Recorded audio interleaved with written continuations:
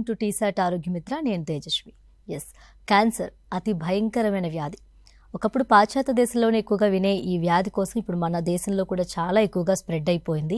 And అలాగే ఈ cancer అనే వ్యాధి నుంచి దీంట్లో చాలా రకాల క్యాన్సర్లు ఉన్నాయి. మనం తరచూ వింటూనే ఉంటాం. సర్వైకల్ క్యాన్సర్ అని, బ్రెస్ట్ క్యాన్సర్ అని, లేదా లంగ్ క్యాన్సర్ అని, ఇలా రకరకాల క్యాన్సర్లు ఉన్నాయి. దాంట్లో మొదటగా అతి భయంకరంగా మనం మాట్లాడుకునేది రొమ్ము క్యాన్సర్ కోసం ఎక్కువగా మాట్లాడుకుంటాం. మరి ఈ రోజు మనం తీసుకున్న టాపిక్ కూడా అదేనండి. అసలు బ్రెస్ట్ క్యాన్సర్ ఎందుకు వస్తుంది? సో దీని మీద చాలా మందికి అవగాహన లేకపోవచ్చు, ఉన్నా కూడా నిర్లక్ష్యం చేసే వాళ్ళు ఉంటారు. అండ్ సరైన ప్రికాషన్స్, సరైన టైంలో వైద్యం తీసుకోని వాళ్ళు. అసలు ఈ రొమ్ము క్యాన్సర్ ఎందుకు వస్తుంది, ఎలా వస్తుంది, మనం ఎలా గుర్తించవచ్చు, ఇంకా డీప్గా చెప్పడానికి, అంటే దీనికోసం ఇంకొంచెం క్లుప్తంగా మనకు వివరించడానికి మనతో పాటు స్టూడియోలో ఉన్నారు senior surgeon Ushalakshmi, breast cancer foundation founder, CEO and director doctor P Raghuram గారు. నమస్తే డాక్టర్ గారు. నమస్కారం అండి. డాక్టర్ గారు, ముందుగా చెప్పండి, అసలు బ్రెస్ట్ క్యాన్సర్ అంటే ఏమిటి? క్యాన్సర్, మీరు అన్నట్లు క్యాన్సర్ ఒక పెద్ద మహమ్మారి.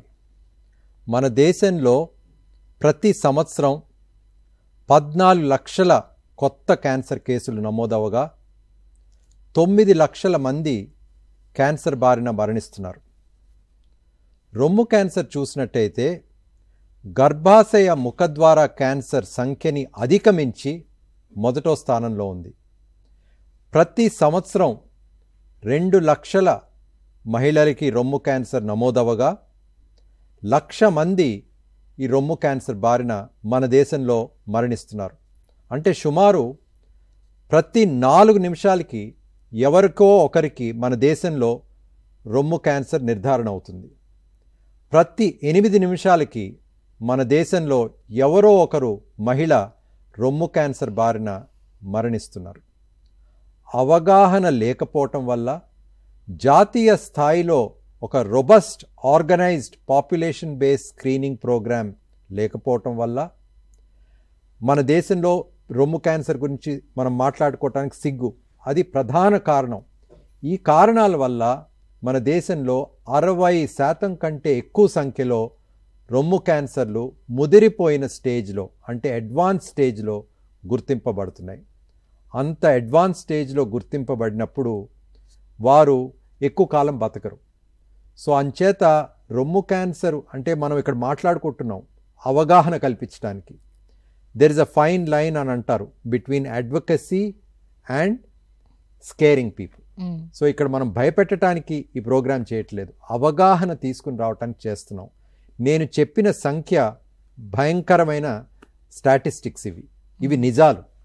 సో దీన్ని మనం ఎదుర్కోవాలి. ఎదుర్కొంటేనే మనం ఏం జాగ్రత్తలు తీసుకోవచ్చు, రొమ్ము క్యాన్సర్ని మనం ఎలా తొలి దశలో గుర్తించవచ్చు మన దేశంలో, భారతదేశంలో అనేది మనం చర్చించగలిగితే చాలామంది ప్రాణాలు కాపాడిన వాళ్ళం అవుతాం. ఆల్రైట్. అండ్ ఇప్పుడు మనం మాట్లాడుకున్నట్టే భారతదేశంలో ముఖ్యంగా ఈ బ్రెస్ట్ క్యాన్సర్ పెరగడానికి గల కారణాలు ఏంటి డాక్టర్ గారు? రొమ్ము క్యాన్సరు మొదటో స్థానంలో ఉందండి. 2012 వరకు గర్భాశయ ముఖద్వార క్యాన్సరు మహిళల్లో నంబర్ 1 క్యాన్సర్ ఉండేది. గత 10 సంవత్సరాలుగా రొమ్ము క్యాన్సర్ సంఖ్య గర్భాశయ ముఖద్వార క్యాన్సర్ సంఖ్యని అధిగమించి మొదటో స్థానంలో ఉంది. ముఖ్యమైన కారణాలు ఏంటంటే వెస్టర్నైజ్డ్ లైఫ్ స్టైల్ చేంజెస్. ఇటీవల కాలంలో లేటుగా పెళ్ళిళ్ళు చేసుకోవటం, పిల్లలు లేకపోవటం, మొదటి బిడ్డ 30 సంవత్సరాల తర్వాత పుట్టడం, బ్రెస్ట్ ఫీడింగ్ చేయకపోవటం, ఒబీజిటీ, ఈ కారణాలు ప్రివెంటబుల్ కాదు. అంటే మనకి లైఫ్ స్టైల్ చేంజెస్తో పాటు వచ్చేసిన చేంజెస్. ఈ కారణాల వల్ల ఏమవుతుందంటే ప్రొలాంగ్డ్ ఎక్స్పోజర్. అంటే రొమ్ము క్యాన్సర్ ఎందుకు వస్తుందంటే ఈస్ట్రోజన్ హార్మోన్ శరీరంలో దీర్ఘకాలం రొమ్ము మీద తాకిడి ఉన్నప్పుడు వచ్చే అవకాశాలు ఉంటాయి.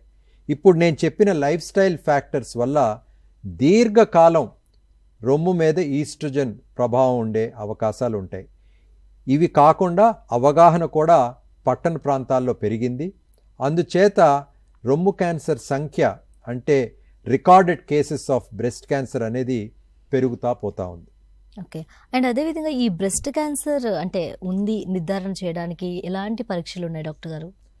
రొమ్ములో ఏమైనా సమస్య నోటీస్ చేసినప్పుడు రొమ్ములో ఏమైనా గడ్డ నోటీస్ చేసినప్పుడు ఆ మహిళకి ఎంతో భయాందోళన చెందుతారు. ఎందుకంటే క్యాన్సర్ ఏమో అని అనుకుంటారు. కానీ అది ఒక మిత్ మాత్రమే, అపోహ.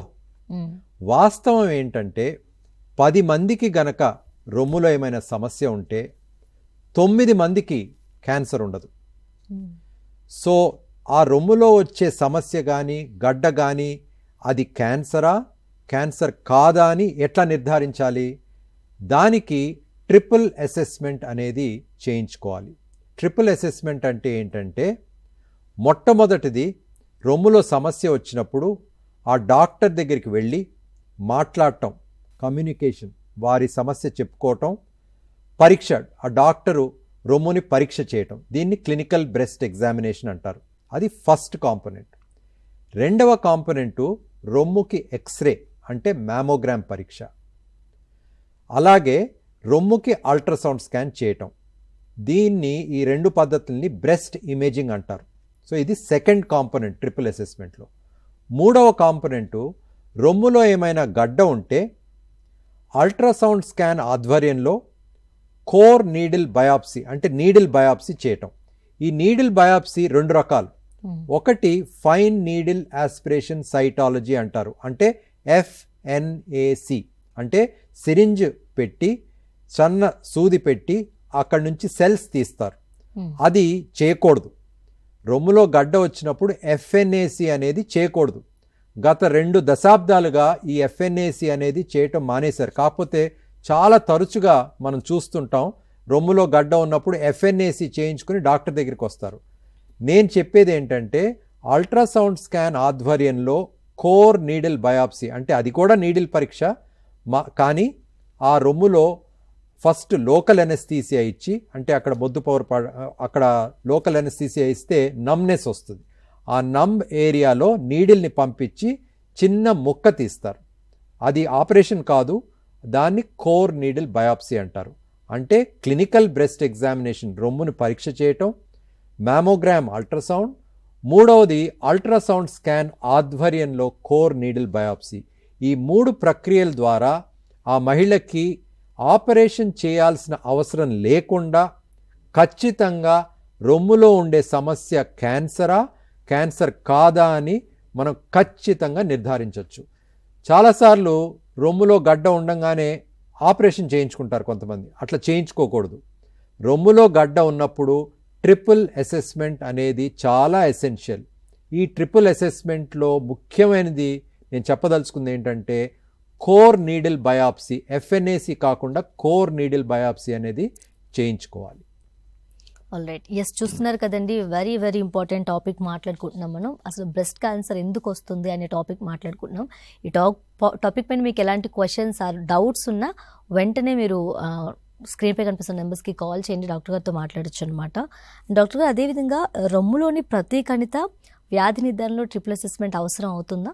అవునండి. రొమ్ములో మనం ఇంతకుముందు చెప్పుకున్నట్టు 10 మందికి రొమ్ములో సమస్య ఉంటే 9 మందికి క్యాన్సర్ ఉండదు.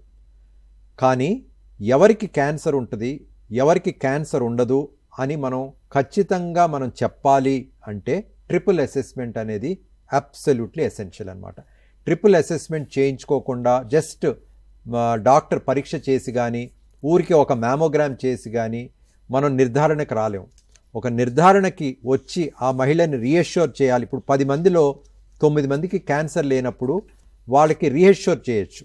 సో ఎవరైనా మహిళ డాక్టర్ దగ్గరికి వచ్చినప్పుడు చాలా ఆందోళనతో వస్తారు నేను చెప్పినట్టు. So it's important component of the triple assessment ఏంటంటే రీఅష్యూరింగ్ ద వరీడ్ వెల్ అంటే వారు బాగానే ఉంటారు, వారికి క్యాన్సర్ ఉండదు, కానీ వారు రొమ్ములో సమస్య వచ్చింది కాబట్టి చాలా ఆందోళన చెందుతారు. వారికి రీఅష్యూర్ చేయాలంటే ఒక జస్ట్ పరీక్ష చేయటం కానీ ఒక మ్యామోగ్రామ్ కానీ చాలదు. ట్రిపుల్ అసెస్మెంట్ అనేది అబ్సల్యూట్లీ ఎసెన్షియల్. ఓకే. అండ్ చాలా విధంగా అంటే మెడిసిన్ ఎంత ముఖ్యమో మనిషికి మెంటల్గా కూడా అంత సపోర్ట్ ముఖ్యం కాబట్టి ఈ బ్రెస్ట్ క్యాన్సర్ చికిత్సలో కౌన్సిలింగ్ ప్రాముఖ్యత ఏమిటి డాక్టర్ గారు? కౌన్సిలింగ్ అనేది నా దృష్టిలో 50% ట్రీట్మెంట్లో భాగం. రొమ్ము క్యాన్సర్ అని నిర్ధారణ అయ్యి ఆ పేషెంట్కి, ఆ మహిళకి చెప్పినప్పుడు, వారి కుటుంబ సభ్యులకు చెప్పినప్పుడు వారికి ఒక తెరలాగా వచ్చేస్తుంది. డాక్టర్ చెప్పేది వారికి సరిగా వినిపించకపోవచ్చు, మళ్ళా అడగచ్చు. అందుకని డాక్టరు తొందరపాటు లేకుండా ఆ క్యాన్సర్ వచ్చిన వ్యక్తికి, వారి కుటుంబ సభ్యులకి నిదానంగా వారికి అర్థమయ్యే భాషలో ఆ క్యాన్సర్ గురించి ఎక్స్ప్లెయిన్ చేసి, దానికి ఏమి ఇన్వెస్టిగేషన్స్ చేయాలి, ఏం ట్రీట్మెంట్ మొడాలిటీస్ ఉంటాయి, ఇవన్నీ వివరంగా డయాగ్రామ్స్ వేసి ఎక్స్ప్లెయిన్ చేసి వారికి ఇన్నర్ కాన్ఫిడెన్స్, ఎందుకంటే క్యాన్సర్ అని వారు వినంగానే వారు భయాందోళనతో పాటు వారు నిరాశకి గురిపడతారు. సో అంచేత వారికి ధైర్యం ఇవ్వటం, వారి కుటుంబ సభ్యులకి ధైర్యం ఇవ్వటం అనేది కౌన్సిలింగ్ యొక్క ముఖ్య ఉద్దేశం. సో క్యాన్సర్ రాగానే ట్రీట్మెంట్ మొదలు పెట్టడం కాదు, ఇన్వెస్టిగేషన్స్ మొదలు పెట్టడం కాదు, ప్రతి స్టేజ్లో, అంటే క్యాన్సర్ అని నిర్ధారణ అయ్యాక, ఇన్వెస్టిగేషన్స్ కొన్ని వచ్చాక, ఫర్దర్ టెస్ట్ వచ్చాక, ట్రీట్మెంట్ చేసే ముందు, ట్రీట్మెంట్ చేస్తున్నప్పుడు, ట్రీట్మెంట్ చేశాక, కౌన్సిలింగ్ అంటే డాక్టర్ పేషెంట్కి ఆ మహిళతో మాట్లాడటం అనేది 50% ఆఫ్ ద ట్రీట్మెంట్. ఎందుకంటే క్యాన్సర్ వచ్చినప్పుడు కేవలం శరీరంకి మాత్రమే ఎఫెక్ట్ కాదు. క్యాన్సరు శరీరంతో పాటు మానసికంగా ఎంతో ప్రభావం ఉంటుంది. శరీరంకి మాత్రమే గనక ట్రీట్మెంట్ ఇస్తే క్యాన్సర్ ట్రీట్మెంట్ పనిచేయదు. అంచేత ఫస్ట్ అండ్ ఫార్మోస్ట్ అనేది కౌన్సిలింగ్ చేసి పేషెంట్కి ధైర్యం ఇస్తే 50% ట్రీట్మెంట్ అయిపోయినట్టే.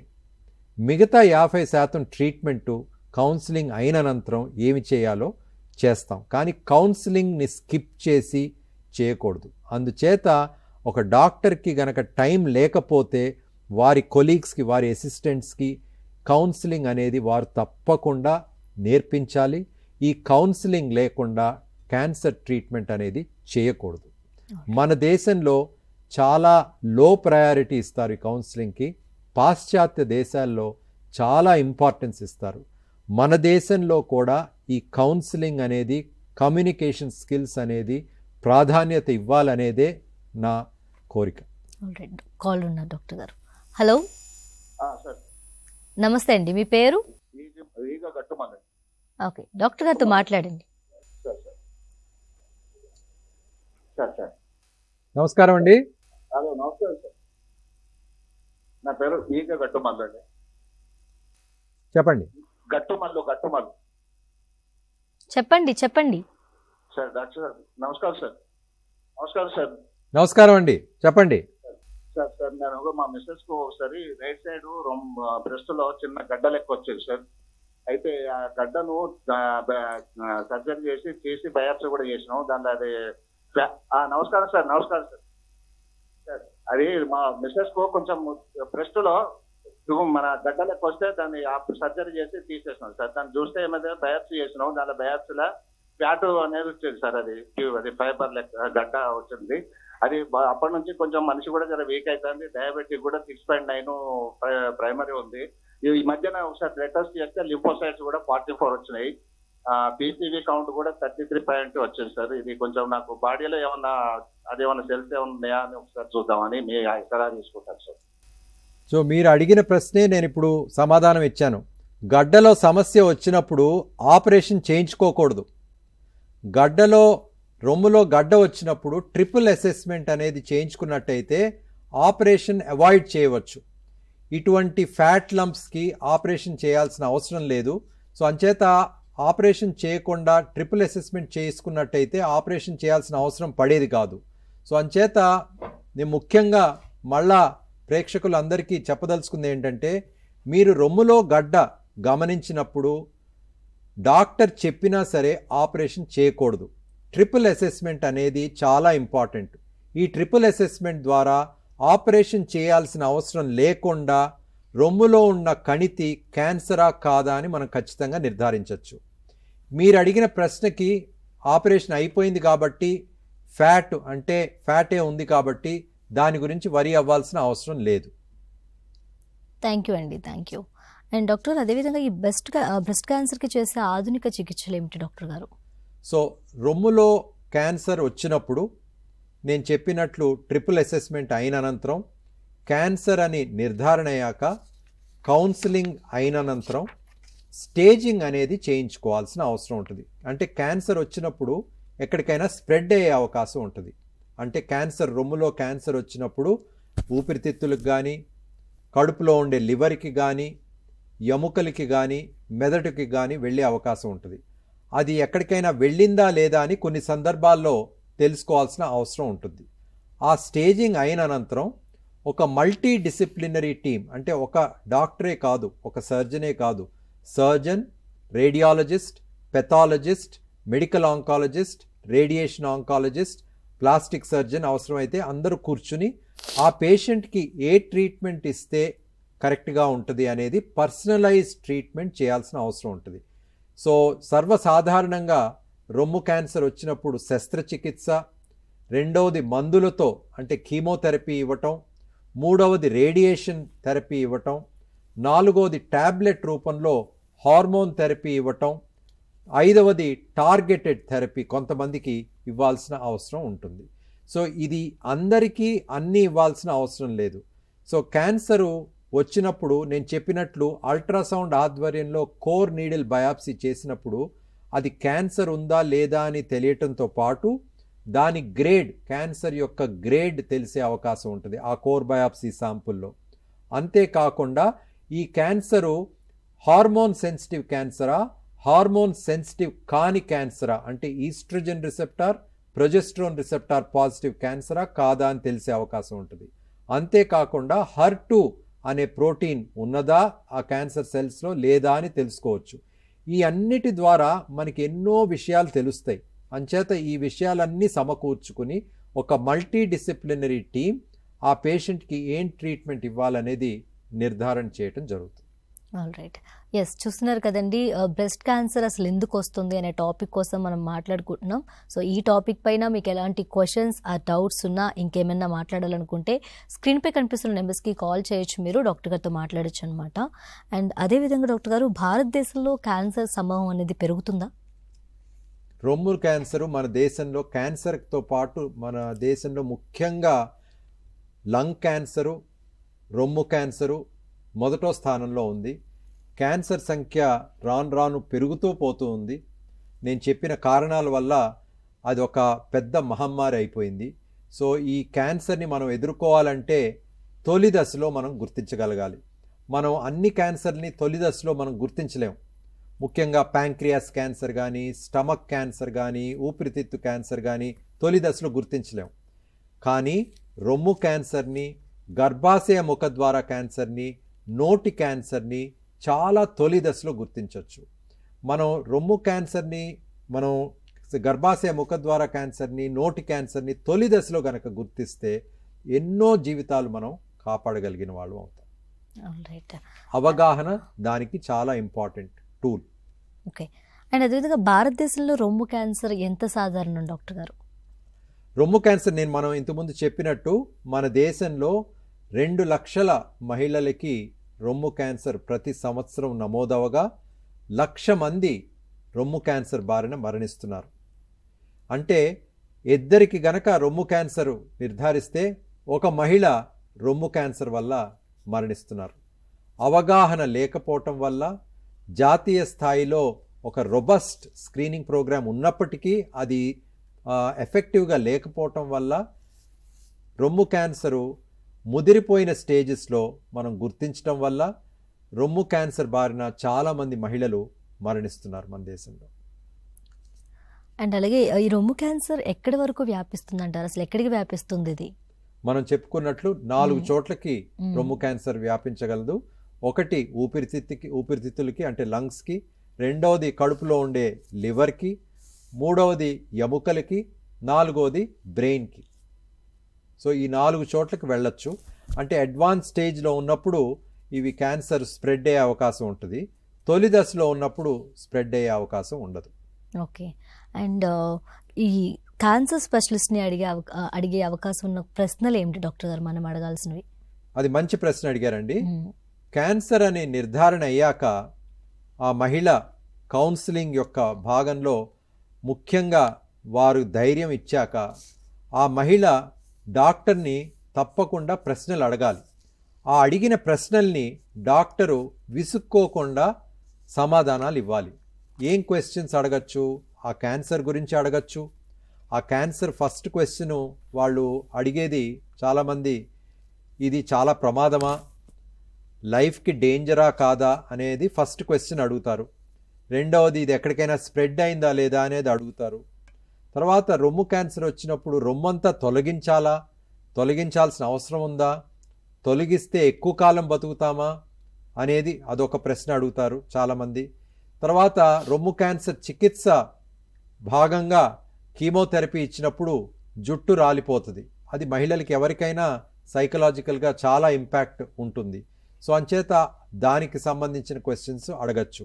సో ఏదేమైనా ఏ క్వశ్చన్ అడిగినా ఈ తొందరపాటు లేకుండా డాక్టరు పేషెంట్ని కంఫర్ట్ చేయడంతో పాటు వారికి అర్థమయ్యే భాషలో ఎక్స్ప్లెయిన్ చేయగలిగితే వారికి ధైర్యం వస్తుంది.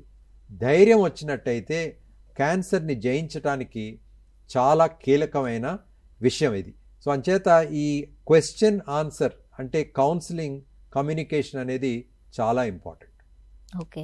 అండ్ అదేవిధంగా ఈ రొమ్ము క్యాన్సర్ చికిత్స యొక్క లక్ష్యాలు ఏమిటి డాక్టర్ గారు? సో రొమ్ము క్యాన్సర్ వచ్చినప్పుడు క్యాన్సర్ యొక్క ట్రీట్మెంట్ ఎయిమ్స్ ఏంటంటే, ఒకటి ఫస్ట్ కౌన్సిలింగ్ చేశాక రొమ్ములో క్యాన్సర్ని తొలగించటం, అది శస్త్రచికిత్స ద్వారా జరుగుతుంది.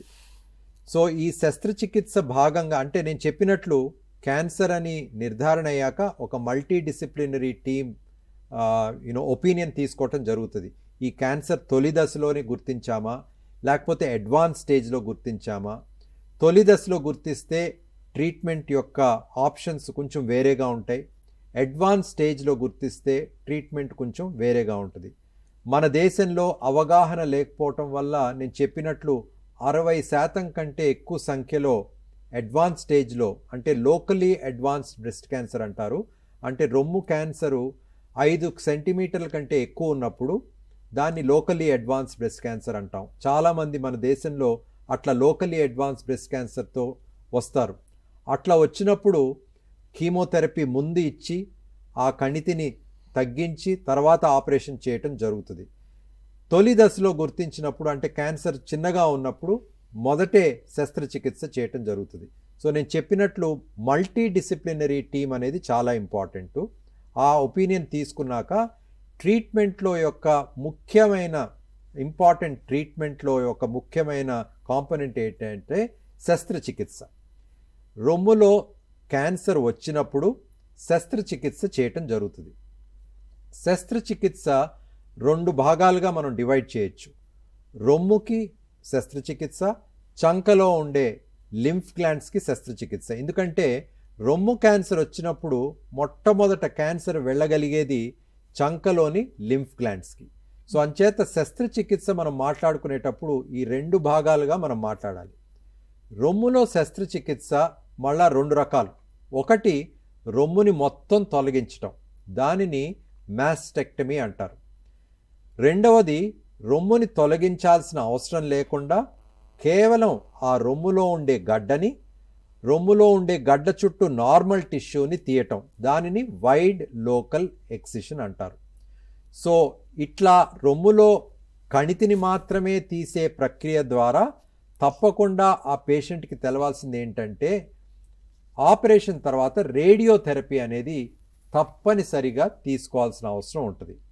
సో ఇటీవల కాలంలో మోడర్న్ డే ట్రీట్మెంట్ అడ్వాన్సెస్తో క్యాన్సర్ కణితి కొంచెం పెద్దగా ఉన్నప్పటికీ అంటే లోకల్లీ అడ్వాన్స్డ్ బ్రెస్ట్ క్యాన్సర్ అయినప్పటికీ కీమోథెరపీ ఇచ్చి అంటే మందుల ద్వారా కణితి సైజుని తగ్గించి రొమ్ముని తొలగించాల్సిన అవసరం లేకుండా ఆంకోప్లాస్టిక్ బ్రెస్ట్ సర్జరీ అంటే లేటెస్ట్ అడ్వాన్సెస్ అంటే ఆంకలాజికల్ ప్రిన్సిపల్స్ వాడుతూ ప్లాస్టిక్ సర్జికల్ ప్రిన్సిపల్స్ని కూడా కంబైన్ చేస్తూ గడ్డ తీసినప్పుడు రొమ్ములో సొట్ట ఏర్పడుతుంది. కాబట్టి రొమ్ములో ఆ సొట్టని రీషేప్ చేసే ప్రక్రియని ఆంకోప్లాస్టిక్ బ్రెస్ట్ కన్జర్వింగ్ సర్జరీ అంటారు.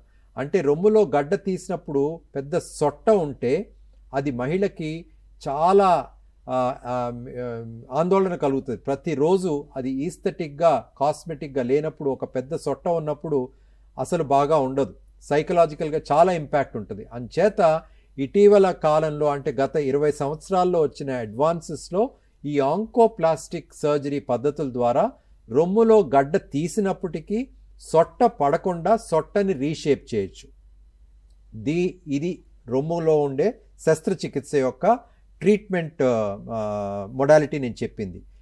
ఇది ఈ ఆంకోప్లాస్టిక్ బ్రెస్ట్ కన్జర్వింగ్ సర్జరీకి రీకన్స్ట్రక్షన్కి సంబంధం లేదు. రీకన్స్ట్రక్షన్ అంటే ఏంటంటే రొమ్ము మొత్తం తొలగించినప్పుడు అంటే మాస్టెక్టమీ చేసినప్పుడు రొమ్ము మౌండ్ని అంటే బ్రెస్ట్ మౌండ్ని చెస్ట్ వాల్ని రీషేప్ చేయటాన్ని బ్రెస్ట్ రీకన్స్ట్రక్షన్ అంటారు. అది రొమ్ము క్యాన్సర్కి శస్త్రచికిత్స చేసే సమయంలో చేయొచ్చు. దానిని ఇమ్మీడియట్ బ్రెస్ట్ రీకన్స్ట్రక్షన్ అంటారు. కొంతమందికి ట్రీట్మెంట్ అంతా అయిపోయినాక 1 సంవత్సరం తర్వాత రీకన్స్ట్రక్షన్ చేయవచ్చు. దానిని డిలేడ్ బ్రెస్ట్ రీకన్స్ట్రక్షన్ అంటారు. సో మనం చెప్పుకున్నట్లు రొమ్ము క్యాన్సర్ శస్త్రచికిత్సలో మొదటి భాగం రొమ్ముకి శస్త్రచికిత్స. నేను చెప్పినట్లు రొమ్ములో గడ్డ తీయటం ఒక ఆప్షన్ అయితే రెండో ఆప్షన్ మాస్టెక్టమీ. ఎవరికి ఏది చేయాలనేది మల్టీ డిసిప్లినరీ టీం డిసైడ్ చేయడం జరుగుతుంది. అలాగే రొమ్ము శస్త్రచికిత్స చేసే సమయంలోనే చంకలోని లింఫ్ గ్లాండ్స్ని అడ్రస్ చేయాలి. ఎందుకంటే నేను చెప్పినట్లు క్యాన్సర్ రొమ్ములో వచ్చినప్పుడు మొట్టమొదట చంకలోని లింఫ్ గ్లాండ్స్కి వెళ్ళే అవకాశం ఉంటుంది. ఇంతకుముందు కాలం రొమ్ములో క్యాన్సర్ రాగానే శస్త్రచికిత్స రొమ్ముకి చేసినప్పుడు అదే సమయంలో లింఫ్ గ్లాండ్స్ అన్నిటినీ తొలగించేవారు. దానిని యాక్సిలరీ నోడ్ క్లియరెన్స్ అంటారు. దానివల్ల కొన్ని సైడ్ ఎఫెక్ట్స్ ఉంటాయి. ఏంటంటే చంకలో మొద్దు పారిపోవటం, బర్నింగ్ సెన్సేషన్ ఉండటం, టింగ్లింగ్ సెన్సేషన్ ఉండటం, అంతేకాకుండా 100 మందిలో ఒక 10 నుంచి 20 మందికి చెయ్యి వాపు రావటం, దీన్ని లింఫెడిమా అంటాం. ఇవన్నీ ఈ సైడ్ ఎఫెక్ట్స్ ఉంటాయి. కాబట్టి ఇటీవల కాలంలో అన్ని లింఫ్ నోడ్స్ని తీయాల్సిన అవసరం లేకుండా కేవలం 1 కానీ 2 కానీ 3 కానీ లింఫ్ గ్లాండ్స్ని తీయటంని సెంటినల్ నోడ్ బయాప్సీ అంటారు. ఇది అన్ని సందర్భాల్లో చేయలేము. లోకలీ అడ్వాన్స్డ్ బ్రెస్ట్ క్యాన్సర్ వచ్చినప్పుడు చాలా లింఫ్ గ్లాండ్స్ ఇన్వాల్వ్మెంట్ ఉన్నప్పుడు మనం చేయకూడదు. కానీ రొమ్ము క్యాన్సర్ తొలి దశలో మనం గుర్తించినప్పుడు అన్ని లింఫ్ గ్లాండ్స్ని తీయాల్సిన అవసరం లేకుండా కేవలం కొన్ని లింఫ్ నోడ్స్ మాత్రాన్ని తీసే ప్రక్రియని సెంటినల్ నోడ్ బయాప్సీ అంటారు. సో ఈ శస్త్రచికిత్సలో ఈ 2 భాగాలు ఉన్నాయన్నమాట. కాల్ ఉన్నారు డాక్టర్ గారు. హలో హలో హలో నమస్తే అండి, మీ పేరు? నమస్తే మేడం, నా పేరు సుందరయ్యప్ప మేడం. సుందరయ్య గారు డాక్టర్ ఉన్నారు, మాట్లాడండి డాక్టర్ గారు. నమస్కారం అండి. నమస్కారం సార్, చెప్పండి. సుందరయ్యప్ప మేడం నా పేరు. ఓకే చెప్పండి. అదే బాడీలో హెయిర్ అంతా పోయేస్తున్నది, ఏంటి ఎందువల్ల మేడం? డాక్టర్ గారితో మాట్లాడండి. సో ఇక్కడ మనం మాట్లాడేది రొమ్ము సమస్యల గురించి మాట్లాడుతున్నామండి. ఓకే, మీరు మాట్లాడేది డర్మటాలజీ రిలేటెడ్ ఇష్యూ అనుకుంటాను.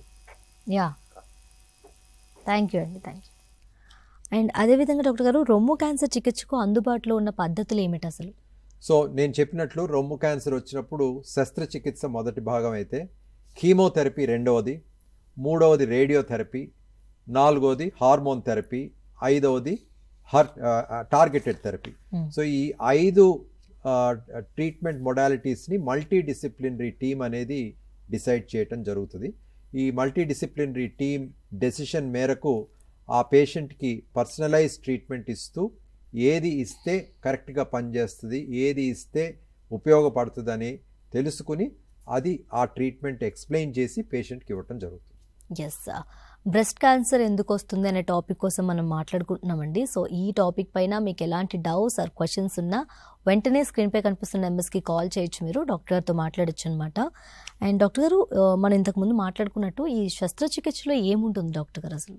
శస్త్రచికిత్సలో నేను ఇప్పుడే చెప్పినట్టు రొమ్ములో గడ్డ తీయటం అనేది ఒక శస్త్రచికిత్స, అది వైడ్ లోకల్ ఎక్సిషన్. రెండవది మాస్టెక్టమీ అంటే బ్రెస్ట్ అంతా తీయటం. సో మనం దాని గురించి వివరంగా చెప్పుకున్నాం. సో కానీ నేను చెప్పదలుచుకుంది ఏంటంటే, మగవారిలో కూడా రొమ్ము క్యాన్సర్ వచ్చే అవకాశం ఉంటుంది. ప్రతి 100 మందికి గనక రొమ్ము క్యాన్సర్ వచ్చినట్టయితే 99 మంది మహిళలు ఉంటారు, ఒకరు మగవారు ఉంటారు. అంటే 1% రిస్క్ మగవారికి కూడా ఉంటుంది. అంటే అన్కామన్ కాదు, రేర్. సో కానీ మగవారు కూడా అందుకే రొమ్ములో ఏమైనా మార్పులు ఏర్పడితే గమనిస్తే నిర్లక్ష్యం చేయకుండా స్పెషలిస్ట్ని సంప్రదించాలి. సో అది చాలా ఇంపార్టెంట్. తర్వాత చాలామంది మహిళలు మ్యామోగ్రామ్ చేయించుకోవటానికి చాలా భయపడతారు. మ్యామోగ్రామ్ అంటే రొమ్ముకి ఎక్స్రే. ఎందుకు భయపడతారంటే 2 కారణాలు. ఒకటి, మ్యామోగ్రామ్ చేయించుకుంటే రేడియేషన్ ఉంటుందేమో అని అదొక భయం. రెండవది, మ్యామోగ్రామ్ చేయించుకుంటే నొప్పి ఉంటుందని చాలామంది అనుకుంటారు. ఇవి 2 అపోహలు మాత్రమే. ఎందుకంటే ఇటీవల కాలంలో డిజిటల్ మ్యామోగ్రామ్ కానీ 3D మ్యామోగ్రఫీ ద్వారా కానీ రేడియేషన్, పేషెంట్కి వచ్చే రేడియేషను, ఆ మహిళకు వచ్చే రేడియేషన్ చాలా తక్కువ. పంటికి ఎక్స్రేకి ఎంత రేడియేషన్ ఉంటుందో అంతే రేడియేషను మ్యామోగ్రఫీ ద్వారా ఉంటుంది. సో అంచేత చాలామంది మ్యామోగ్రఫీ చేయించుకోవటానికి భయపడతారు. దాంట్లో ముఖ్యమైన అపోహ రేడియేషన్ ఉంటుంది అనేది. సో ఆ రేడియేషన్ ప్రభావం ఉండదు. రెండవది, చాలామంది అనుకుంటారు మ్యామోగ్రఫీ చేయించుకుంటే నొప్పి ఉంటుందని. నొప్పి ఉండొచ్చు, సరిగ్గా చేయకపోతే నొప్పి కలగచ్చు. కాకపోతే రేడియోగ్రాఫర్, ఈ మ్యామోగ్రామ్ చేసేది రేడియోగ్రాఫర్, అప్పుడప్పుడు డాక్టర్ని కలవకుండానే డైరెక్ట్గా మ్యామోగ్రామ్కి వెళ్తారు కొంతమంది. సో ఆ రేడియోగ్రాఫర్ కనుక సరిగ్గా ట్రైన్ అయినట్టయితే, ఆ పేషెంట్ని కంఫర్ట్ చేసి సరిగ్గా పొజిషన్ చేసినట్టయితే ఆ నొప్పి కూడా ఉండదు, మొమెంటరీ డిస్కంఫర్ట్ ఉంటుంది. సో అంచేత ఈ మ్యామోగ్రామ్ చేయించుకోవటానికి భయపడకూడదు, సిగ్గుపడకూడదు. సో ఇటీవల కాలంలో మ్యామోగ్రఫీ మామూలు కన్వెన్షనల్ మ్యామోగ్రఫీ కాకుండా డిజిటల్ మ్యామోగ్రఫీ, అంటే డిజిటల్ టెక్నాలజీ వాడుతూ మ్యామోగ్రఫీని చేయటం, అంతేకాకుండా 3D మ్యామోగ్రఫీ అని కూడా వచ్చింది. ఈ 3D మ్యామోగ్రఫీ అంటే ఏంటంటే, మ్యామోగ్రఫీ మెషిన్ ఒక ఆర్క్ లాగా ఆ మహిళ చుట్టూ తిరిగి మల్టిపుల్ ఎక్స్రేస్తో మ్యామోగ్రామ్ చేయటం జరుగుతుంది. ఈ అత్యాధునికమైన పద్ధతుల ద్వారా రొమ్ము క్యాన్సర్ని చాలా తొలి దశలో మనం గుర్తించగలుగుతున్నాం. పాశ్చాత్య దేశాల్లో ఈ స్క్రీనింగ్ ప్రోగ్రామ్ అనేది చాలా ఎఫెక్టివ్గా, రొబస్ట్గా ఉంటుంది. కాబట్టి ముఖ్యంగా ఇంగ్లాండ్ లాంటి దేశంలో 85% మందికి రొమ్ము క్యాన్సర్ చాలా తొలి దశలో గుర్తిస్తారు. ఎందుకంటే వారికి అవగాహన ఉంది, ఆ రొమ్ము గురించి, సమస్య గురించి మాట్లాడుకోవటానికి సిగ్గు లేదు. అంతేకాకుండా జాతీయ స్థాయిలో ప్రతి 3 సంవత్సరాలకు ఒకసారి యూకే ప్రభుత్వం National Health Service breast cancer screening programme అనేది one of the world's best screening programme. ఈ స్క్రీనింగ్ ప్రోగ్రామ్ చేయటం వల్ల చాలా తొలి దశలో ఈ డిజిటల్ మ్యామోగ్రఫీ ద్వారా, 3D మ్యామోగ్రఫీ ద్వారా డిటెక్ట్ అవ్వబడుతున్నాయి.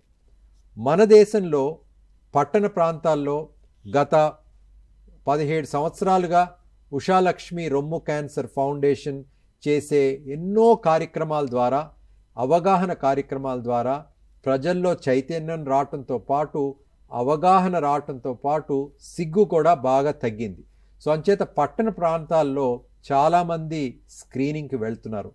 అయినప్పటికీ నేను చెప్పదలుచుకుంది ఏంటంటే, మగవారు వారి ఇంట్లో ఉండే వారి తల్లి అవ్వచ్చు, వారి భార్య అవ్వచ్చు, వారి అక్క అవ్వచ్చు, వారి కుటుంబ సభ్యులు అవ్వచ్చు, ఎవరికైనా 40 సంవత్సరాలు దాటితే వారికి మ్యామోగ్రామ్ పరీక్షలు చేయించాల్సిన ధర్మం వాళ్ళది. ఎందుకంటే ఒక మహిళ ఇంట్లో ఉంటే షీఈస్ ద నర్వ్ సెంటర్. ఆ నర్వ్ సెంటర్, ఆ మహిళ మిగతా ఫ్యామిలీ మెంబర్స్ అందరి గురించి వారు ఆలోచిస్తారు, వారి గురించి ఆలోచించరు. అంచేత మగవారు, ఇంట్లో ఉన్న మగవారు, ఆడవారు వాళ్ళ ఇంట్లో ఉండే ఆడవాళ్ళ ఆరోగ్యం పట్ల ధ్యాస ఉంచి ప్రతి సంవత్సరం వారికి 40 సంవత్సరాలు దాటాక ప్రతి సంవత్సరం స్క్రీనింగ్ మ్యామోగ్రామ్ చేయించాల్సిన బాధ్యత వాళ్ళది. మనకి ఫెస్టివల్స్ వస్తాయి, పండుగలు వస్తాయి, చీర కొనటంతో పాటు ఒక స్క్రీనింగ్ మ్యామోగ్రామ్ కూడా గిఫ్ట్ చేసినట్టయితే ఎన్నో ప్రాణాలు మనం కాపాడిన వాళ్ళం అవుతాం. ఓకే. అండ్ అదేవిధంగా డాక్టర్ గారు, ఇంతకుముందు మీరు చెప్పినట్టు 99 మంది మహిళలకి బ్రెస్ట్ క్యాన్సర్ వస్తే 1%, ఆ 1% కూడా వచ్చే ఛాన్సెస్ ఉందన్నారు. ఎలాంటి కారణాల చేత రావచ్చు అంటారు పురుషుల్లో? అది అంటే పురుషుల్లో కూడా సిమిలర్ అండి. Prolonged exposure of the oestrogen hormone వల్లనే క్యాన్సర్ వస్తుంది. కానీ మగవారిలో బ్రెస్ట్ టిష్యూ అంటే రొమ్ము టిష్యూ ఎక్కువ ఉండదు కాబట్టి మనం త్వరగా ఏమైనా మార్పు ఉంటే గమనించవచ్చు. ఎందుకంటే మహిళలకి బ్రెస్ట్ కొంచెం డెవలప్ అవుతుంది కాబట్టి ఆ మహిళల్లో ఆ గడ్డ గమనించడం కొంచెం సైజు పెరిగేదాకా మనకు తెలవకపోవచ్చు. కాకపోతే మగవారికి బ్రెస్ట్ టిష్యూ తక్కువ ఉంటుంది కాబట్టి ఏమైనా మార్పు ఉంటే వెంటనే మనం గుర్తించవచ్చు. ఆ గుర్తించినప్పుడు మనకి బ్రెస్ట్ క్యాన్సర్ రాదు అని మగవారు కూడా అనుకోకుండా నిర్లక్ష్యం చేయకుండా వెళ్ళాలి. అందుచేతనే ఎక్కువ బ్రెస్ట్ టిష్యూ లేకపోవటం వల్ల త్వరగా ఆ రొమ్ము క్యాన్సర్ స్ప్రెడ్ అయ్యే అవకాశం మగవారిలో ఉంటుంది. సో అంచేత వారు నిర్లక్ష్యం చేయకుండా ఎంత త్వరగా వీలైతే అంత త్వరగా స్పెషలిస్ట్ని సంప్రదించాలి. All right. Yes, breast cancer ఎందుకు వస్తుంది అనే అంశం కోసం మనం మాట్లాడుకుంటున్నాం. ఈ టాపిక్ పైన మీకు ఎలాంటి క్వశ్చన్స్ డౌట్స్ ఉన్నా స్క్రీన్పై కనిపిస్తున్న నెంబర్స్కి కాల్ చేయొచ్చండి, డాక్టర్ గారితో మాట్లాడచ్చు అనమాట. అండ్ అలాగే స్త్రీలు రొమ్ముల్లో ఏ మార్పుల గురించి తెలుసుకోవాలి డాక్టర్ గారు? సో మనం అనుకున్నట్లు స్త్రీలు మహిళల్లో బేసిక్లీ బ్రెస్ట్ సెల్ఫ్ ఎగ్జామినేషన్ అనే ఒక కాన్సెప్ట్ ఉన్నది. అంటే ప్రతి నెల ఒక సమయంలో మహిళలు వారి రొమ్ముల్ని పరీక్ష చేసుకోవాలని. ఈ concept it's now replaced by breast awareness అంటారు. అంటే ఒక సమయంలోనే కాకుండా త్రూఅవుట్ ద మంత్ నెల పొడుగుతా రొమ్ములో మార్పులు జరుగుతూనే ఉంటాయి. వారు స్నానం చేసేటప్పుడు కానీ, వారు సబ్బు రాసుకునేటప్పుడు కానీ, క్రీమ్ రాసుకునేటప్పుడు కానీ ఏమైనా కొత్త మార్పులు ఉన్నట్టయితే ఆన్ ఎ డైలీ బేసిస్ వారికి బ్రెస్ట్ ఎట్లా చేంజ్ అవుతుంది అనేది వారికే తెలుస్తుంది. సో అంచేత రొమ్ములో వారేమైనా గడ్డ గమనించినా, చెనుమున లోపలికి వెళ్ళినా, చెనుమున నుండి రక్తం వచ్చినా, చెనుమున చుట్టూ ఏమైనా ర్యాష్ ఏర్పడినా, రొమ్ములో ఏమైనా సొట్టలు ఏర్పడినా ఇవి వారు ఈజీగా గమనించవచ్చు. ఇవి గమనించి వారు నిర్లక్ష్యం చేయకుండా నొప్పి లేదు కదా, గడ్డ వచ్చినప్పుడు నొప్పి లేదు కదా అని నిర్లక్ష్యం చేయకుండా డాక్టర్ని వెంటనే సంప్రదించాలి. సంప్రదించినట్లయితే మనం ఇంతకుముందు చెప్పుకున్నట్లు ట్రిపుల్ అసెస్మెంట్ చేసుకోవటం వల్ల మనకి ఆ కణితి క్యాన్సర్ కాదా అని మనం ఖచ్చితంగా తెలుసుకోవచ్చు. అండ్ ఇప్పుడు మీరు చెప్పినట్టుగానే చాలామంది భయపడుతూ ఉంటారు, స్త్రీలు ఎవరైతే ఉంటారో భయపడుతూ ఉంటారు. రొమ్ములో ఉన్న అన్ని గడ్డల్ని క్యాన్సర్గానే మనం అనుకోవచ్చా డాక్టర్ గారు? కాదు, అది మనం ఇంతకుముందు చెప్పినట్లు 10 మందికి రొమ్ములో గడ్డ ఉంటే 9 మందికి క్యాన్సర్ ఉండదు. కేవలం ఒకరికి మాత్రమే క్యాన్సర్ ఉంటుంది. సో ఆ ఒకరు ఎవరు, 9 మంది ఎవరు అని తెలుసుకోవటానికే ఈ ట్రిపుల్ అసెస్మెంట్ అనేది చాలా ముఖ్యం. ఓకే. అండ్ బ్రెస్ట్ తొలగించడం వల్ల ఎక్కువ కాలం బతుకుతాము అని అనుకుంటారు కదా, ఎంతవరకు నిజమంటారు డాక్టర్ గారు? మీరు మంచి ప్రశ్న అడిగారండి. చాలామంది మహిళలు క్యాన్సర్ వచ్చినప్పుడు రొమ్ము కనుక తొలగించేస్తే ఎక్కువ కాలం బతుకుతారు, రొమ్ము తొలగించకుండా గడ్డ మాత్రమే తీస్తే తక్కువ కాలం బతుకుతారు అని అపోహ ఉంది. Past 2 decades, more than 2 decades, 3 decades, 30 సంవత్సరాలుగా జరిగే రీసెర్చ్లో ప్రూవ్ అయింది ఏంటంటే రొమ్ము క్యాన్సర్ని పూర్తిగా తొలగించి మాస్టెక్టమీ చేసినా, లేకపోతే రొమ్ములో ఉండే కణితి మాత్రం తీసి రేడియోథెరపీ ఇచ్చినా, అంటే wide local excision with radiotherapy, ఈ ఇద్దరు గ్రూప్స్ ఫాలో అప్ చేస్తే వారిలో సర్వైవల్ డిఫరెన్స్ అనేది ఏమాత్రం ఉండదు. అంటే మాస్టెక్టమీ చేయించుకున్న వారైనా, లంపెక్టమీ చేయించుకున్న వారైనా ఈక్వలెంట్గా లాంగ్ టర్మ్ సర్వైవల్ ఉంటుంది. సో అంచేత రొమ్ము క్యాన్సరు వచ్చినప్పుడు తొలగించాల్సిన అవసరం ఉంటేనే తొలగించాలి. ఎందుకంటే పాశ్చాత్య దేశాల్లో చూసినట్టయితే 70 నుంచి 80% మంది బ్రెస్ట్ కన్జర్వేషన్ సర్జరీ, మనం ఇంతకుముందు చెప్పుకున్నట్లు గడ్డ మాత్రం తీయించుకుని ఆంకోప్లాస్టిక్ బ్రెస్ట్ కన్జర్వింగ్ సర్జరీ చేయించుకుని రేడియోథెరపీ తీసుకుంటారు. కానీ మన దేశంలో 80% కంటే ఎక్కువ సంఖ్యలో మాస్టెక్టమీ అంటే మనం రొమ్ముని తొలగించేసే ప్రక్రియ మనం చేయించుకుంటున్నాం. చాలామంది మహిళలు దానికి గురవుతున్నారు. దానికి కారణం ఒకటి అడ్వాన్స్ స్టేజ్లో గుర్తింపబడటం, కానీ ఇటీవల కాలంలోనే ఇంతకుముందు చెప్పినట్లు లోకల్లీ అడ్వాన్స్డ్ బ్రెస్ట్ క్యాన్సర్ వచ్చినప్పటికీ ఈ మందులు కీమోథెరపీ ముందుగానే ఇచ్చి, అంటే నియో అడ్జువెంట్ థెరపీ కనుక ఇచ్చినట్టయితే బ్రెస్ట్ కన్జర్వింగ్ సర్జరీ చేయొచ్చు. కానీ కొంతమందిలో బ్రెస్ట్ కన్జర్వింగ్ సర్జరీ చేయలేం. అంటే చెనుమున వెనకాల వచ్చినా, లేకపోతే మల్టీసెంట్రిక్ క్యాన్సర్ అంటే మల్టిపుల్ ఏరియాస్లో క్యాన్సర్ ఉన్నా వారికి మనము బ్రెస్ట్ కాన్జర్వింగ్ సర్జరీ చేయటం కుదరకపోవచ్చు. అటువంటి సందర్భంలో రొమ్ము తొలగించి మాస్టెక్టమీ చేసి వారికి అదే సమయంలో కానీ డిలేడ్ సెట్టింగ్లో కానీ రీకన్స్ట్రక్షన్ అంటే ఆ బ్రెస్ట్ ఏరియాని రీకన్స్ట్రక్షన్ కూడా చేసే ఆప్షన్స్ ఉన్నాయి. ఇవన్నీ వివరంగా డాక్టర్ కనుక చెప్పినట్లయితే పేషెంట్కి అర్థమవుతుంది. సో కానీ పేషెంటు గడ్డ వచ్చినప్పుడు మాస్టెక్టమీ చేయించుకుంటాను అని అన్నప్పుడు డాక్టర్ యొక్క ధర్మం ఏంటంటే అది అవసరమా అవసరం కాదా అని వారికి ఎక్స్ప్లెయిన్ చేసి దాంట్లో ఉండే అడ్వాంటేజెస్ ఏంటి అనేది చెప్పినట్లయితే వారు కూడా అర్థం చేసుకుని ఇన్ఫార్మ్డ్ కన్సెంట్, ఇన్ఫార్మ్డ్ అంటే వారికి అంత నాలెడ్జ్ తెలుసుకుని అప్పుడు వారు డిసైడ్ చేయటం జరుగుతుంది. ఓకే. అండ్ మేము ఉషాలక్ష్మి రొమ్ము క్యాన్సర్ ఫౌండేషన్ వాళ్ళు ఒక మొబైల్ యాప్ రిలీజ్ చేశారని విన్నారు. దీనికోసం మీరు ఏం చెప్తారు? అవునండి, అవగాహన అనేది చాలా ముఖ్యం అండి మన దేశంలో. సో నేను చెప్పినట్లు గత 17 సంవత్సరాలుగా నిరంతరంగా తెలుగు రాష్ట్రాల్లో ఉషాలక్ష్మి రొమ్ము క్యాన్సర్ ఫౌండేషన్ గ్రామాల్లో కానివ్వండి పట్టణాల్లో కానివ్వండి ప్రజల్లో అవగాహన కల్పించడానికి పింక్ రిబన్ క్యాంపెయిన్ అనే మూవ్మెంట్ స్టార్ట్ చేసింది.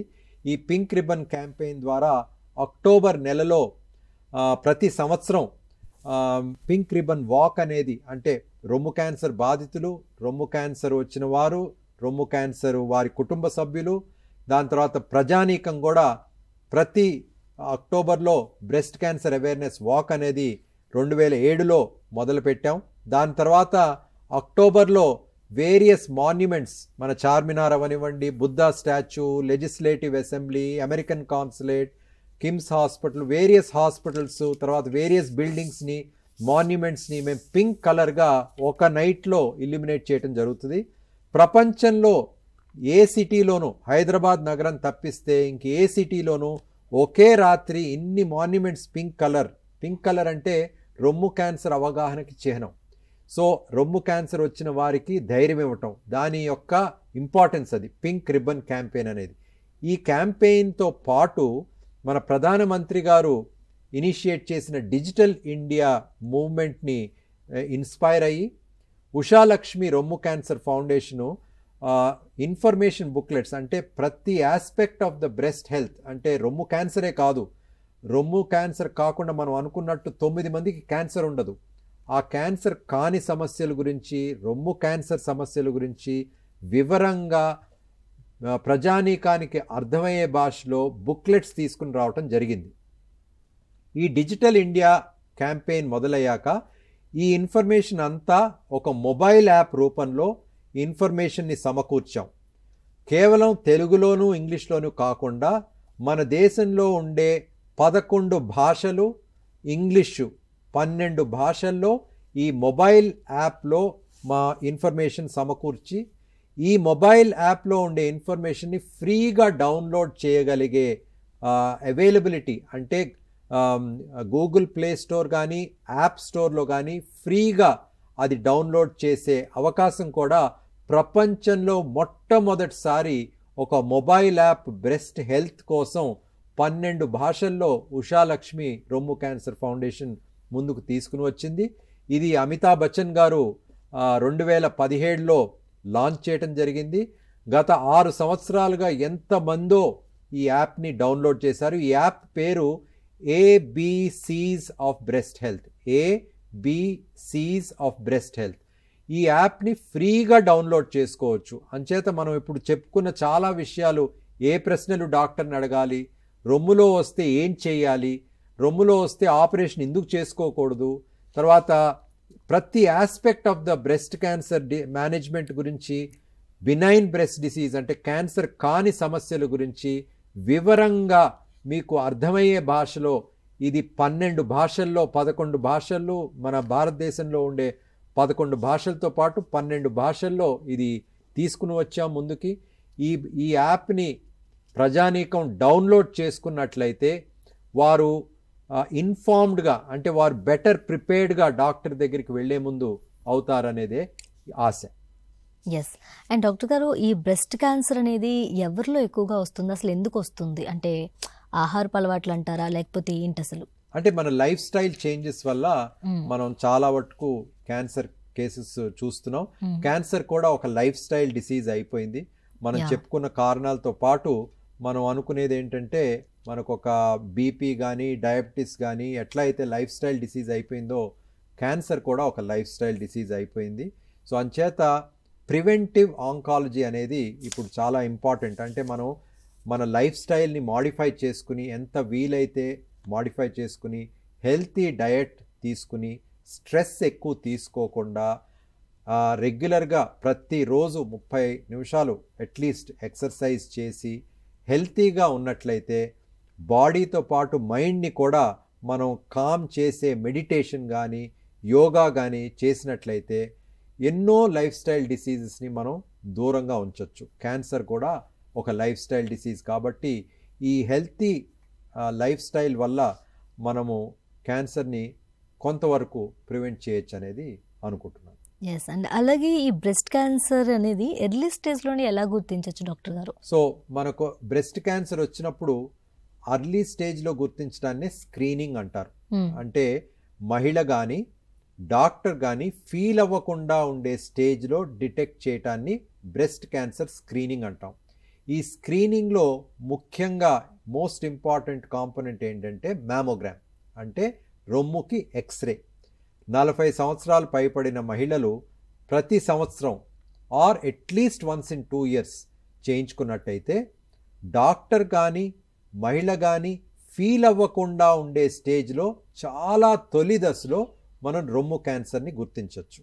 అంత తొలి దశలో గనక మనం రొమ్ము క్యాన్సర్ని గుర్తిస్తే ఎక్కువ ఖర్చు కానీ ఎక్కువ కష్టంతో లేని ట్రీట్మెంట్స్తో రొమ్ముని తొలగించాల్సిన అవసరం లేకుండా, చాలాసార్లు కీమోథెరపీ కూడా తీసుకోవాల్సిన అవసరం లేకుండా సులువుగా ట్రీట్మెంట్ అయిపోవటంతో పాటు దీనివల్ల చాలా కాలం క్యాన్సర్ వచ్చాక కూడా చాలా కాలం వారు ఓల్డేజ్తో ప్రాబ్లమ్స్ రావచ్చు కానీ క్యాన్సర్ వల్ల వాళ్ళు మరణించరు.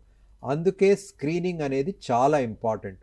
పట్టణ ప్రాంతాల్లో ఈ మ్యామోగ్రఫీ పరీక్షలు చేయించుకోవచ్చు కానీ గ్రామీణ ప్రాంతాల్లో మన దేశంలో 70% మంది గ్రామీణ ప్రాంతాల్లో ఉంటారు. అక్కడ మ్యామోగ్రఫీ మెషిన్స్ దొరకవు, అక్కడ మ్యామోగ్రఫీ చదివే రేడియాలజిస్ట్ దొరకరు, తర్వాత చాలా ఖర్చుతో కూడింది. అంతేకాకుండా మనం గుర్తుపెట్టుకోవాల్సింది మన దేశంలో 87% మంది 50 సంవత్సరాలు తక్కువ ఉన్న వయసులో వారు ఉన్నారు. We are a young nation. కేవలం 13% మంది మాత్రమే 50 సంవత్సరాలు దాటిన వారు ఉన్నారు. సో అంచేత మ్యామోగ్రఫీ యంగర్ ఏజ్లో పనిచేయదు, ఓల్డర్ ఏజ్ గ్రూప్లోనే పనిచేస్తుంది. ముఖ్యంగా 50 సంవత్సరాల తర్వాత ఇంకా ఎఫెక్టివ్గా ఉంటుంది. సో ఈ అన్ని కారణాల వల్ల మన పట్టణ ప్రాంతాల్లో చేసే స్క్రీనింగ్ ప్రక్రియ గ్రామీణ ప్రాంతాల్లో మన దేశంలో కుదరదు. అందుకని Indian solutions to an Indian problem అంటారు. అంచేత పట్టణ ప్రాంతాల్లో మనం ఎట్లయితే స్క్రీనింగ్ మ్యామోగ్రామ్ పరీక్షలు చేయించుకుంటున్నామో, ఎట్లయితే స్క్రీనింగ్ మ్యామోగ్రామ్ చేయించాలని మనం అడ్వైజ్ చేస్తున్నామో, అడ్వకేట్ చేస్తున్నామో, అది గ్రామీణ ప్రాంతాల్లో కుదరదు. సో అంచేత ఉషాలక్ష్మి రొమ్ము క్యాన్సర్ ఫౌండేషన్ ఏం చేసిందంటే 2012లో ఈ తెలంగాణ రాష్ట్ర ప్రభుత్వం రాకముందంటే ఉమ్మడి ఆంధ్రప్రదేశ్ ఉన్నప్పుడు, అప్పుడు ఉమ్మడి ఆంధ్రప్రదేశ్ ప్రభుత్వంతోనూ 2014లో తెలంగాణ రాష్ట్ర ప్రభుత్వంతోనూ ఆంధ్రప్రదేశ్ రాష్ట్ర ప్రభుత్వంతోనూ చేతులు కలిపి ఈ ప్రభుత్వంలో పనిచేసే ఆశా వర్కర్స్ అంటే హెల్త్ కేర్ వర్కర్స్కి క్లినికల్ బ్రెస్ట్ ఎగ్జామినేషన్ పట్ల ట్రైనింగ్ ఇవ్వటం జరిగింది. ఎందుకంటే స్క్రీనింగ్ అనేది మ్యామోగ్రఫీ బెస్ట్, దాని సెకండ్ బెస్ట్ ఏంటంటే క్లినికల్ బ్రెస్ట్ ఎగ్జామినేషన్. అంటే ఒక ట్రైన్డ్ పర్సను రొమ్ముని పరీక్ష చేస్తే 2 సెంటీమీటర్లు క్యాన్సర్ ఉన్నప్పుడు మనం గుర్తించవచ్చు. మన దేశంలో ఇప్పుడు ఏంటంటే యావరేజ్ సైజు 5 సెంటీమీటర్లు దాటాకే మనం గుర్తించబడుతున్నాం. మ్యామోగ్రఫీ చేస్తే కేవలం కొన్ని మిల్లీమీటర్స్లో గుర్తించవచ్చు, అది గ్రామీణ ప్రాంతాల్లో కుదరదు. సో అంచేత మేము ఏం చేసామంటే ఫౌండేషన్ ద్వారా హెల్త్ కేర్ వర్కర్స్, ప్రభుత్వంలో పనిచేసే ఆశా వర్కర్స్కి ట్రైనింగ్ ఇప్పించాం క్లినికల్ బ్రెస్ట్ ఎగ్జామినేషన్ చేయటం పట్ల. ఈ ట్రైన్ చేసిన హెల్త్ కేర్ వర్కర్స్ గ్రామీణ ప్రాంతాలకు వెళ్ళి ఆడియో విజువల్ ఎయిడ్స్ అంటే ఫౌండేషన్ క్రియేట్ చేసిన ఆడియో విజువల్ ఎయిడ్స్ అంటే రొమ్ము క్యాన్సర్ అంటే ఏంటి, ఎక్కడ వస్తుంది, దాని ట్రీట్మెంట్ ఏంటి అని వివరంగా తెలుగు భాషలో ఎక్స్ప్లెయిన్ చేయటం జరిగింది. ఈ ట్రైనింగ్ ఇవ్వటం వల్ల వారు గ్రామీణ ప్రాంతాలకు వెళ్ళి 2012 నుంచి 2016 వరకు ఆంధ్రప్రదేశ్ రాష్ట్ర ప్రభుత్వం, తెలంగాణ రాష్ట్ర ప్రభుత్వం సహకారంతో సుమారు 2 లక్షల అండర్ ప్రివిలేజ్డ్ మహిళలకి 4000 గ్రామాల్లో ఈ క్లినికల్ బ్రెస్ట్ ఎగ్జామినేషన్ అనేది చేయటం ద్వారా చాలామందికి తొలి దశలో రొమ్ము క్యాన్సర్ని గుర్తించే అవకాశం కలిగింది. వారందరికీ ఆరోగ్యశ్రీలో తెలుగు రాష్ట్రాల్లో ట్రీట్మెంట్ చేయటం జరిగింది. ఇది అయిన అనంతరం నేను ప్రధానమంత్రి గారికి 2016లో ఒక ఉత్తరం రాసి ఈ కార్యక్రమం దేశవ్యాప్తంగా ఎందుకు చేయకూడదు అని చెప్పి రాయగా ఒక health care committee technical advisory group అనేది ఢిల్లీలో ఫామ్ అయ్యి ఆ టెక్నికల్ అడ్వైజరీ గ్రూప్ రొమ్ము క్యాన్సర్ స్క్రీనింగ్ని దేశవ్యాప్తంగా నేషనల్ హెల్త్ మిషన్ ద్వారా క్లినికల్ బ్రెస్ట్ ఎగ్జామినేషన్ అనే ప్రక్రియతో ఇది ఇప్పుడు దేశవ్యాప్తంగా ఇంప్లిమెంట్ అవ్వబడుతుంది. ఓరల్ క్యాన్సర్, నోటి క్యాన్సరు, గర్భాశయ ముఖ ద్వారా క్యాన్సర్తో పాటు రొమ్ము క్యాన్సర్ స్క్రీనింగ్ కూడా దేశవ్యాప్తంగా నేషనల్ హెల్త్ మిషన్లో ఇది ఒక భాగంగా ఇంప్లిమెంట్ అవ్వబడుతుంది. సో అంచేత తెలుగు రాష్ట్రాల్లో మొదలైన ఈ పాపులేషన్ బేస్డ్ స్క్రీనింగ్ దేశవ్యాప్తంగా ఇప్పుడు నేషనల్ హెల్త్ మిషన్ ద్వారా ఈ స్క్రీనింగ్ అనేది చేస్తున్నారు. కానీ ఇంకా ఎంతో చేయాల్సిన అవసరం ఉంది. ఎందుకంటే చాలామంది ఇంకా ఎన్నో రాష్ట్రాల్లో ఇది సరిగ్గా చేయట్లేదు. ఈ క్లినికల్ బ్రెస్ట్ ఎగ్జామినేషన్ కనుక మనం సరిగ్గా మన దేశవ్యాప్తంగా కనుక ఇంప్లిమెంట్ చేయగలిగితే చాలామందికి మనం తొలి దశలో రొమ్ము క్యాన్సర్ గుర్తించిన వాళ్ళం అవుతాం. రొమ్ము క్యాన్సర్ తొలి దశలో కనుక గుర్తిస్తే ఎన్నో ప్రాణాలు మనం కాపాడిన వాళ్ళం అవుతాం. All right. అండ్ డాక్టర్ గారు, ఈ బ్రెస్ట్ క్యాన్సర్ అనేది వంశపారంపర్యంగా వచ్చే వ్యాధా లేక ఎవరికైనా రావచ్చు అంటారా? అవునండి, వంశపారంపర్యంగా వచ్చే అవకాశం ఉంటుంది. కానీ కేవలం మా అమ్మకి రొమ్ము క్యాన్సర్ రాగానే మా కుటుంబ సభ్యులకి రొమ్ము క్యాన్సర్ వస్తుందని చాలామంది అనుకుంటారు. అది కరెక్ట్ కాదు.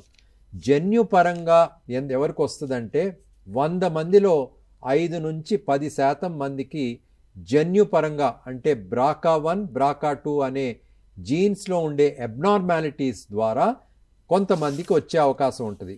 సో ఎవరికి ఎక్కువ వచ్చే అవకాశం ఉంటుందో నేను ఇంతకుముందు చెప్పాను, కానీ మళ్ళా చెప్తాను.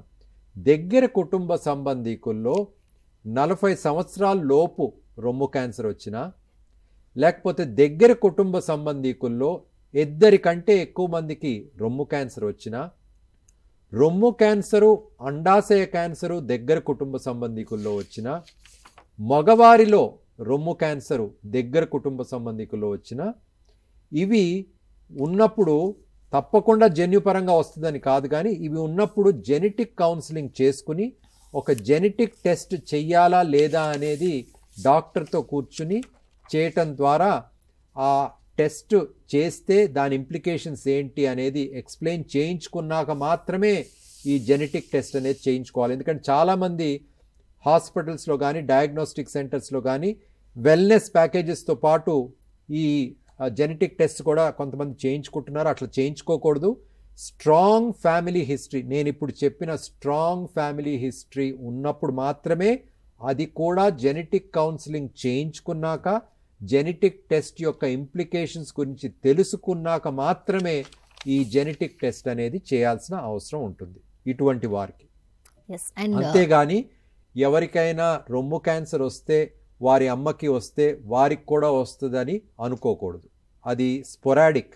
ఫర్ ఎగ్జాంపుల్ మా ఇంట్లో ఎవరికి క్యాన్సర్ లేకపోయినా మా అమ్మకి వచ్చింది. సో అంచేత క్యాన్సర్ స్పొరాడిక్గా చాలామందికి వస్తుంది. సో జన్యుపరంగా వచ్చేది చాలా కొద్ది మందికి మాత్రమే. All right. అండ్ డాక్టర్ గారు, అదేవిధంగా ఫైనల్గా అసలు రొమ్ము క్యాన్సర్తో పోరాడడానికి సంబంధించి మీ సందేశం ఏంటి? అసలు మీరేం చెప్పాలనుకుంటున్నారు? సో రొమ్ము క్యాన్సర్ని మనం ప్రివెంట్ చేయలేం. అంటే ప్రివెంటివ్ లైఫ్ స్టైల్, కొంచెం హెల్తీ లైఫ్ స్టైల్తో మనం కొంతవరకు ప్రివెంట్ చేయవచ్చు లైఫ్ స్టైల్ డిసీజెస్ని, క్యాన్సర్ని కూడా. కాకపోతే రొమ్ము క్యాన్సరు మనం ఫైట్ చేయాలంటే 2 పద్ధతులు.